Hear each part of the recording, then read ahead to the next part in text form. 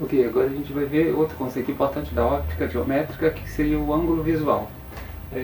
O ângulo visual seria o ângulo através do qual enxergamos o tamanho das coisas. Então, você tem, por exemplo, uma árvore aqui, você tem o tamanho dela, e esse ângulo, né, aqui é o observador,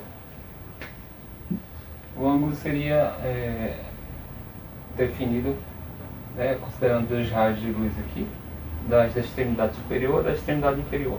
Então esse seria o ângulo visual. Então, através de um ângulo visual você consegue enxergar um objeto.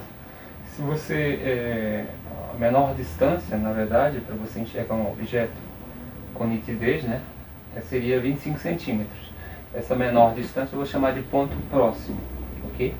E a maior distância, que você conseguiria enxergar o tamanho desse objeto, né, sem confundir esse objeto com um ponto, essa maior distância seria o ponto remoto. E esse ponto remoto está no infinito, tudo bem? Então esse aqui, em vermelho, é o ângulo visual. Existe o menor ângulo possível que você consegue enxergar um objeto. O menor ângulo seria, eu vou chamar de limite da acuidade visual. Então esse menor ângulo seria um ângulo de 1 minuto. 1 minuto.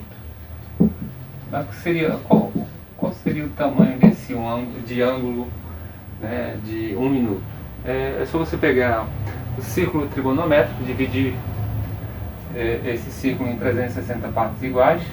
Então, se você pega o círculo trigonométrico dividido em 360 partes iguais, você vai ter cada parte dessa, né, uma parte equivale a 1 grau. E aí você pega esse 1 grau e divide em 60 partes iguais. E o que você vai obter de 1 grau dividido em 60 partes iguais seria um ângulo de 1 minuto. 1 minuto. Então 1 minuto seria o limite, né, o menor ângulo em que você poderia observar um objeto e conseguir enxergá-lo com nitidez. Tudo bem? Então, ângulo visual. Uma coisa importante, interessante, é o seguinte: quanto maior a distância que você toma do objeto, né, se você aumenta essa distância do objeto, o ângulo visual, né, esse ângulo visual ele diminui. Então, por exemplo, B1 é maior que beta 2, né, considerando que esse ângulo aqui é maior que esse, porque você está tomando mais distância em relação ao objeto.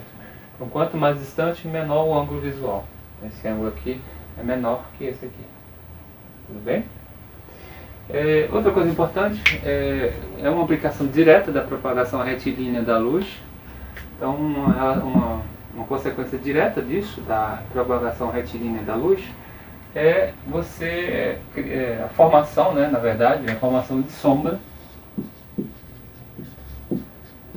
e penumbra. Então vamos definir isso aqui. Então vamos imaginar dois tipos de fonte. Aqui você tem uma fonte pontiforme ou pontual, né, cujas dimensões são desprezíveis com relação às distâncias que você está tomando. Então imagine uma fonte pontiforme, né, de luz, e aí você tem um objeto aqui que seria, né, um obstáculo.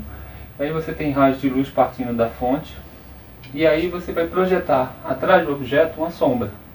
Então você tem a sombra projetada, seria essa região aqui. Imagine que você tem uma parede, né, um anteparo aqui. E aí a sombra seria a sombra projetada seria essa figura aqui, né, depois do objeto. Então, devido a essa fonte pontiforme, você tem a formação de uma sombra. Essa sombra é projetada aqui no anteparo. E essa região embaixo, né, atrás do objeto, seria a região de sombra. Tudo bem? Como é uma fonte pontiforme, pontual, você tem só uma região de sombra atrás do objeto. Agora, se você pega uma fonte extensa, né, a gente tinha falado sobre fontes com relação à dimensão, uma fonte pontual ou uma fonte extensa. Uma fonte extensa seria o exemplo do Sol, né? O Sol é uma fonte extensa de luz. Então, se você pega uma fonte extensa, por exemplo aqui uma lâmpada, né, fluorescente, por exemplo, e aí você coloca o mesmo objeto na frente, né, um obstáculo, você vai ter a formação da sombra, né, depois dele, a região de sombra. Você vai ter a sombra projetada. Essa aqui é a sombra projetada, igual, né, a fonte pontual, né, ou pontiforme, a sombra projetada na parede. Você vai ter também, mas você vai ter outra região que eu vou chamar de penumbra, né, uma região de luminosidade parcial. Então, aqui na sombra você tem a ausência total de luz, né, ausência total de luz, ausência de luz na sombra. Agora, na penumbra você tem uma região de ausência parcial da luz. Existe um pouco de luz lá, mas não é uma ausência total de luz. Então eu vou chamar de penumbra essa região lateral aqui. Então, devido a ser uma fonte extensa, você tem a região de sombra e penumbra. Tudo bem? Esse lado aqui eu tenho penumbra, esse lado eu tenho penumbra. Isso vai ser importante, essa definição, porque a gente vai estudar os eclipses, né? O eclipse da Lua e o eclipse do Sol. E a gente vai considerar o Sol como fonte de luz, fonte extensa de luz, como esse caso aqui. E a gente vai definir a posição da Lua e do Sol e da Terra, para definir o que é um eclipse do Sol e o que é um eclipse da Lua. E a gente vai falar sobre uma aplicação de uma propriedade da luz, que é a propagação retilínea, e a formação de sombra e penumbra. No caso, uma aplicação nos eclipses, né, a explicação dos eclipses, o eclipse solar e o eclipse lunar. Ok? Existe uma pergunta que alguns alunos fazem sobre a questão da formação e o alinhamento da Terra, da Lua e do Sol. Então, quais são as condições para que ocorra o alinhamento entre a Terra, a Lua e o Sol, para que ocorra um eclipse? Por que não ocorrem eclipses todos os dias, toda semana, todo mês? Primeiro, a gente tem um plano de órbita da Lua. Então aqui você tem a Lua. O plano de órbita da Lua tem um ângulo em relação ao plano de órbita da Terra. A órbita da Terra em torno do Sol, você tem o Sol aqui e a Terra, a órbita em torno do Sol, a gente chama de eclíptica, ela tem um plano, né, a órbita da Terra, enquanto que a órbita da Lua está num plano que tem uma certa inclinação em relação ao plano da Terra. E essa inclinação é cerca de 5,2 graus. Então, a Lua, ao girar em torno da Terra, orbitando a Terra, ela não vai passar sempre na frente do Sol ou atrás da Terra, exatamente. Ela tem um ângulo de inclinação, esse plano de órbita da Lua, que é esse valor, 5,2 graus aproximadamente. Então nem sempre acontece o alinhamento entre o Sol, a Terra e a Lua. Quando acontece esse alinhamento, aí sim você tem um eclipse, seja do Sol, seja da Lua. Então a gente vai ver primeiro o eclipse do Sol. No eclipse do Sol, você tem aqui o Sol, nossa estrela mais próxima, o Sol, emitindo raios de luz, né? Você tem a Lua na fase de Lua nova, né? Na frente, ou seja, no meio entre o Sol e a Terra, na frente da Terra. E a sombra da Lua, você tem aqui essa região de sombra, essa aqui é a sombra da Lua, o cone de sombra da Lua. Esse cone de sombra da Lua é projetado na Terra num ponto, eu chamei de ponto 1. Então as pessoas que estão nesse ponto, exatamente no ponto 1, que é a projeção do cone de sombra da Lua na Terra, na superfície da Terra, quem estiver nessa região, nessa pequena região, vai ver, né, o eclipse total do Sol. Eclipse total do Sol. Por quê?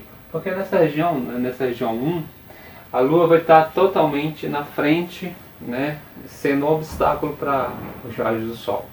Então você vai ter um eclipse total do Sol e as pessoas vão ver nessa região o Sol encoberto pela Lua. Ou seja, o obstáculo na frente do Sol vai ser a própria Lua.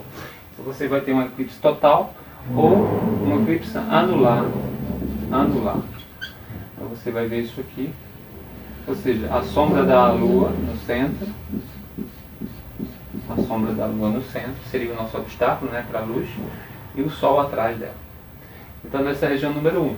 E quem estiver na região número 2, porque essa região aqui é a região de penumbra, região de não tem um raio direto do Sol, mas uma iluminação parcial. Então nessa região de penumbra, essa penumbra projetada na Terra, se é a região número 2, quem estiver na região número 2 vai ver o eclipse parcial do Sol. Eclipse parcial.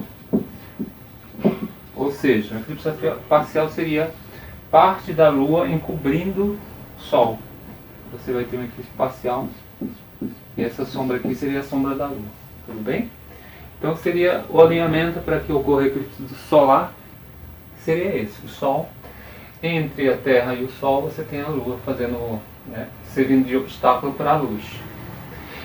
E no eclipse lunar, e ao passar dentro do cone de sombra da Terra, aí você tem dessa vez, você tem o Sol, a Terra e a Lua atrás, dentro do cone de sombra da Terra. Esse aqui é o cone de sombra da Terra. Essa aqui, ao redor, você tem a região de penumbra da Terra. Então, quando a luz está totalmente imersa no cone de sombra da Terra, nessa posição, quem estiver desse lado, que seria a noite, você tem o lado da noite, a noite seria essa região. Essa região aqui, iluminada pelo Sol, é o dia. Então, à noite, você teria a luz da Lua totalmente encoberta pela sombra da Terra, e aí nenhum raio do Sol incidiria sobre a Lua, portanto ela estaria eclipsada. Então você tem a eclipse total da Lua. E se a Lua estiver, a gente sabe que ela está orbitando a Terra, então esse eclipse da Lua ele é em estágio, até o eclipse total. E se ela estiver em outra região, fora das cones de sombra da Terra, você vai ter um eclipse parcial da Lua. Você vai ter a sombra da Terra, encobrindo os raios do Sol numa parte da Lua, e você vai ter um eclipse parcial, que seria parcial nessa região, e dentro do cone de sombra da Terra você tem um eclipse total. Ok? Então é importante lembrar que a fase da Lua no eclipse do Sol é a Lua nova, e a fase da Lua no eclipse da Lua, a fase é a Lua cheia. Ok? Então no eclipse lunar você tem a fase da Lua na Lua cheia. Ok? Então essas são as considerações sobre os eclipses.